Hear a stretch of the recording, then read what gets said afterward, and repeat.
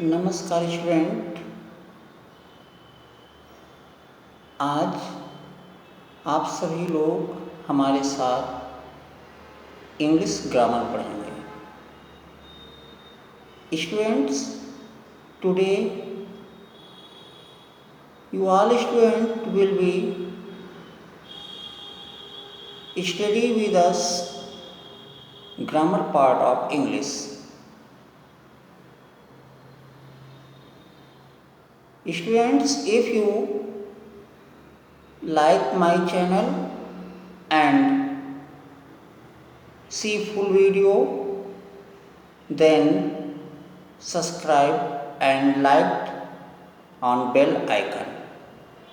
Student, आप हमारे साथ आज इंग्लिश ग्रामर पढ़ेंगे जिसमें हम आपको टेंसेस के बारे में बताएंगे। Tenses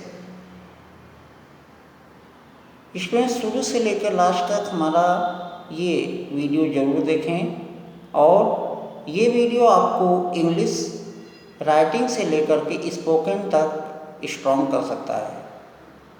so guys, please see this important video 1 to ending point of the videos, यानी शुरू से लास्ट तक आप लोगों को हमारा ये वीडियो देखना है और आप लोगों को हमारा वीडियो पसंद आता है तो उसे लाइक और सब्सक्राइब करना ना भूलें।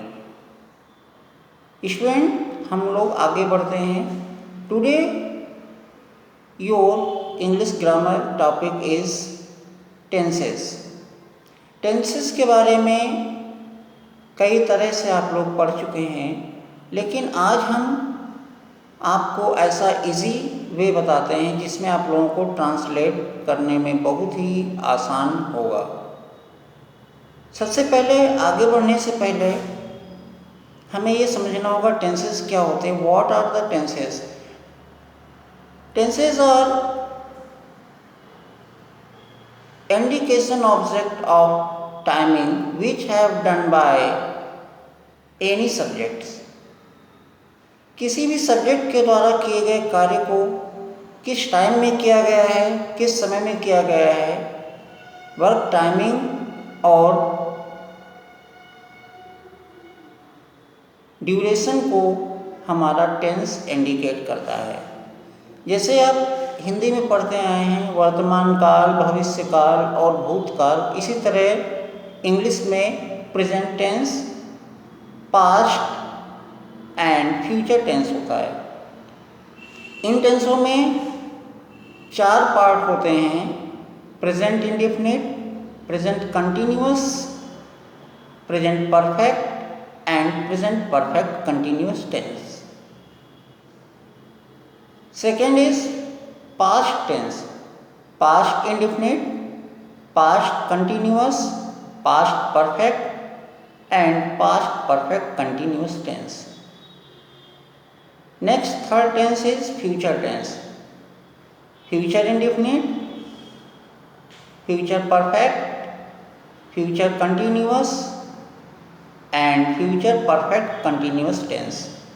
Students, इस तरह से मिलाकर के 4 टेंसेस, हर टेंस के पार्ट में 4 टेंसेस होते हैं: indefinite, continuous, perfect and perfect continuous. इस तरह से टोटल 12 टेंसेस हो जाते हैं। अगर आपको इन टेंसेस में फुल्ली कमांड हो जाता है तो आप किसी भी तरह से इंग्लिश में बातचीत कर सकते हैं और किसी भी तरह से आप ट्रांसलेशन कर सकते हैं। और जैसा कि आपको मालूम है कि अगर आप अपने थॉट्स को किसी के सामने रखना चाहते हैं, अपने विचारों को किसी को समझाना चाहते हैं, तो हिंदी लैंग्वेज जैसे मान लीजिए आप अपने देश में हैं, यूज़ करते हैं, हिंदी हमारी मदर टंग है, we respect our mother tongue, but अगर अपने विचारों को किसी सभी के सामने इंडिकेट करना है और क्योंकि आपकी हिंदी लैंग्वेज हर जगह यूज़ नहीं होती, इसलिए आपको इसके साथ साथ हिंदी के साथ साथ में इंटरनेशनल लैंग्वेज इंग्लिश भी सीखना मस्ट होता है। इंग्लिश के लिए सीखने के लिए सबसे पहले आपको ग्रामर स्ट्रॉन्ग करनी होगी। ग्रामर में सबसे पहला पार्ट आता है आपका टेंस। टेंसेस में आपको ये सावधानीपूर्वक सुनना होगा कि कौन सी हेल्पिंग वर्ब कहाँ पे यूज़ होती, कहाँ पे नहीं यूज़ होती हैं और किस तरह से एक सीक्वेंस में हम लोग सेंटेंस को बनाते हैं। स्टूडेंट्स, सबसे पहले हम आपको बताएंगे यूजेस ऑफ टेंसेस। लेकिन उसके पहले आप हमारी इन बातों को ध्यान से सुनिए। Students, we love our mother tongue Hindi, but it's important to spread our thoughts of the world help of any type international language. So easy language is English. Students, now we'll continue in our study. First is present indefinite tense. We call that it simple present tense. Students, सबसे पहले हम आपको present indefinite के बारे में बताते हैं। Present indefinite में सबसे पहले साधारण वाक्य, जिसको सिंपल सेंटेंस बोलते हैं, आता है। इसमें इसका इंडिकेशन ता है, ती है, ते है, तो है, ता हूँ आदि शब्दों से होता है। स्टूडेंट्स, इसका यूज़ करने के लिए आपको हेल्पिंग वर्ब की कोई ज़रूरत नहीं होती। इस एम आर का यूज़ नहीं होता इसमें प्रेजेंट इंडेफिनिट टेंस में। और सिंगुलर नंबर के साथ में, यानी एक वचन के साथ में, हेल्पिंग वर्ब के साथ में एस या ई एस लग जाता है, और प्लूरल के साथ में एस या ई एस का यूज़ नहीं करते हैं। स्टूडेंट्स, वी यूज़ एस और E S with main verb if subject is singular person. If subject is plural person, then we can't use s or es with main verb. Main verb means which subject has done by the any type work. जो subject किसी भी तरह का work करता है, कार्य करता है, वो मेन वर्ब होता है। जैसे रन, गो, कम, etc. यानी सब्जेक्ट जो भी कार्य करता है उसको मेन वर्ब कहते हैं। यहाँ पे समझना ये जरूरी, जो मेन वर्ब होता है एक वचनकर्ता के साथ में एस या एस का प्रयोग करते हैं, और प्लूरल यानी बहुवचन के साथ में एस या एस का प्रयोग नहीं करते हैं। एग्जाम्पल है, राम किताब पढ़ता है। राम क्या करता है? राम किताब पढ़ता है। तो राम सिंगुलर नंबर है, यानी एक अकेले राम की बात हो रही है यहाँ पे, तो इसका होगा राम रीड्स। रीड इसकी मुख्य क्रिया यानी मेन वर्ब हो गई, READ, रीड होता है, तो इसमें एस लगा दिया गया, हो गया reads. Ram reads the book, यानी राम किताब पढ़ता है। अब सेकंड क्वेश्चन है, मैं किताब पढ़ता हूँ। मैं प्लूरल नंबर में आता है, तो इसमें होगा आई रीड दी बुक, यानी इसमें एस का यूज़ नहीं किया गया। इसी तरह अगर होता है, तुम वहाँ जाते हो, तुम वहाँ जाते हो, तो यू गो देयर। अब जैसे वो वहाँ जाता है, ही गोज देयर। तो स्टूडेंट्स, ये आपने हेल्पिंग वर्ब्स का यूज़ यहाँ पे नहीं किया है, ये बात आपको ध्यान में रखना है। Helping verb is am are का यूज़ यहाँ दोनों सिंगुलर प्लूरल के साथ में कहीं भी नहीं करना है। सिंगुलर नंबर के साथ में मेन वर्ब में हमने एस या ई एस का यूज़ किया, और प्लूरल के साथ में नहीं हुआ। अब हम लोग निगेटिव सेंटेंस में आते हैं, जिसको हिंदी में नकारात्मक वाक्य कहते हैं। प्रेजेंट इंडेफिनिट में निगेटिव सेंटेंस में हेल्पिंग वर्ब सिंगुलर नंबर के साथ में डज और प्लूरल के साथ में डू का यूज़ करते हैं। यानी यहाँ पर एक वचन के साथ में एक वचनकर्ता के साथ में डज नॉट और बहुवचनकर्ता के साथ में डू नॉट का यूज़ करते हैं। एक वचनकर्ता के साथ में डज नॉट और बहुवचनकर्ता के साथ में डू नॉट का प्रयोग करते हैं, ये ध्यान रखिएगा, ठीक है। एक वचनकर्ता में ही सी और इट, ये एक वचन में आते हैं सिंगुलर नंबर्स में। और बच्चों, आगे आपको बताएंगे कहाँ पे डू का यूज़ करते हैं, कहाँ पे डज का। Example is first example for singular number, Ram किताब नहीं पढ़ता है। राम किताब नहीं पढ़ता है, then Ram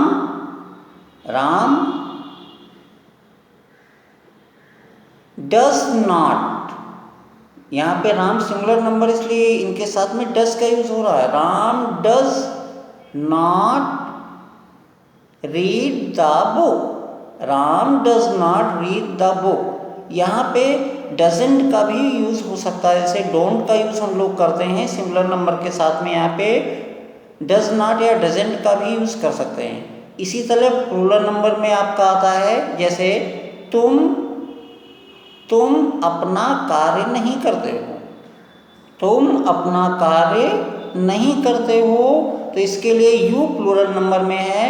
you plural number में आता है आई वी यू दे, ये प्लूरल नंबर में आता है। ठीक है, तो तुम अपना कार्य नहीं करते, तुम प्लूरल नंबर में आ गए, इसलिए you do not your work, यानी तुम अपना कार्य नहीं करते हो या आप अपना कार्य नहीं करते हो। स्टूडेंट्स, इस तरह से सिंपल सेंटेंस में हमने पॉजिटिव और नेगेटिव सेंटेंसेस बनाने के लिए आपको बताया। अब इसी का इंट्रोगेटिव सेंटेंस आपके सामने बताएंगे। इंट्रोगेटिव सेंटेंस में भी टू टाइप सेंटेंस होते हैं, ध्यान रखिएगा बच्चों। अभी हम प्रेजेंट इंडेफिनिट यानी सिंपल प्रेजेंट टेंस में चल रहे हैं, जिसमें पॉजिटिव और निगेटिव आपको बता चुके हैं, और अब हम आपको बता रहे हैं इंट्रोगेटिव निगेटिव। लेकिन इंट्रोगेटिव निगेटिव पे पहुंचने से पहले हम लोग सबसे पहले सिंपल इंट्रोगेटिव, यानी इंट्रोगेटिव में भी पॉजिटिव और निगेटिव टू टाइप सेंटेंस होते हैं। इसमें आपको डू या डस का यूज करना होगा हेल्पिंग वर्ब में। हेल्पिंग वर्ब डू और डस का यूज करते हैं, जैसे कि हमने सिंपल सेंटेंस में निगेटिव में बताया, सिंगुलर नंबर यानी एक वचन के साथ में डज नॉट और प्लूरल के साथ में डू नॉट का यूज होता है। ठीक उसी तरह से इसमें भी होगा। स्टूडेंट्स, इंट्रोगेटिव सेंटेंस में दो कंडीशन होती हैं। There are two conditions in interrogative sentence. First, if question word is first, then first use helping verb. यदि प्रश्नसूचक शब्द पहले प्रयोग होता है तो helping verb पहले यूज होगी। Then do not use the any question words.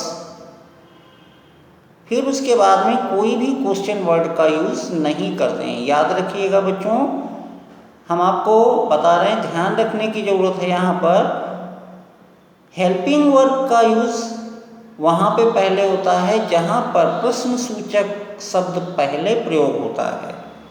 ठीक है, और जब हम पहले हेल्पिंग वर्ब का प्रयोग करते हैं तब क्वेश्चन यानी प्रश्नसूचक शब्दों का प्रयोग नहीं होता। अब इसका उदाहरण देखिए सिंगुलर नंबर के लिए। पहले क्या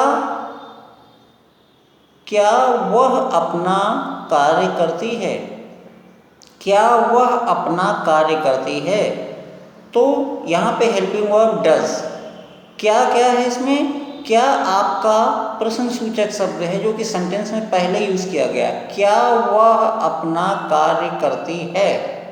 क्या वह अपना कार्य करती है? तो क्या एक क्वेश्चन वर्ड है, प्रश्नसूचक शब्द है, तो ये पहले यूज हुआ है बच्चों। तो इसलिए यहाँ पे हेल्पिंग वर्ब फर्स्ट कंडीशन में हेल्पिंग वर्ब पहले लिखी जाएगी। तो सिंगुलर नंबर की हेल्पिंग वर्ब क्या होगी? डस। Does she her work? Does she her work? क्या वो अपना कार्य करती है? अब इसी का negative sentence, interrogative negative condition first में, क्या वह अपना कार्य नहीं करती है? क्या वह अपना कार्य नहीं करती है, तब इसमें स्टूडेंट्स क्या होगा, आपको हेल्पिंग वर्ब पहले लगानी है और सब्जेक्ट के बाद में नॉट का यूज होगा। जैसे क्या वह अपना कार्य नहीं करती है, तो डज हेल्पिंग वर्ब हो गई, डज सी सब्जेक्ट हो गया, उसके बाद में not, does she not her work, does she not her work, क्या वह अपना कार्य नहीं करती है। अगर ये होता यहाँ पे क्या वह अपना कार्य करता है, तो इसमें होता does he his work. His का प्रयोग बॉयज यानी मेल के लिए होता है और हर का यूज होता है फीमेल के लिए। नेक्स्ट इसी में क्या वह अपना कार्य नहीं करता है, does he not his work, does he not his work. अब कंडीशन नंबर 2 आती है, यदि प्रश्नसूचक वाक्य बीच में है, यदि प्रश्नसूचक वाक्य में कोई प्रश्नसूचक शब्द बीच में है, ध्यान दीजिएगा मेरे शब्दों पर, यदि प्रश्नसूचक वाक्य में कोई भी प्रश्नसूचक शब्द बीच में है, if interrogative word in the middle of sentence, then use second condition, first use question word, then helping word, then subject, then others.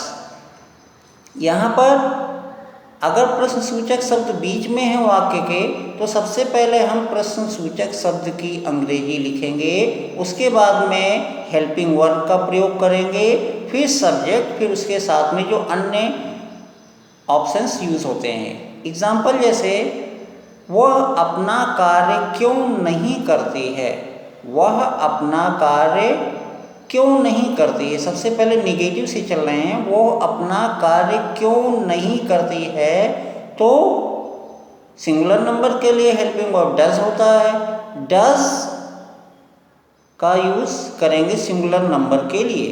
लेकिन यहाँ पे वह अपना कार्य क्यों नहीं करती है, क्यों बीच में आ रहा है सेंटेंस में, इसलिए हम लोग सबसे पहले क्यों की अंग्रेजी लगाएंगे वाई।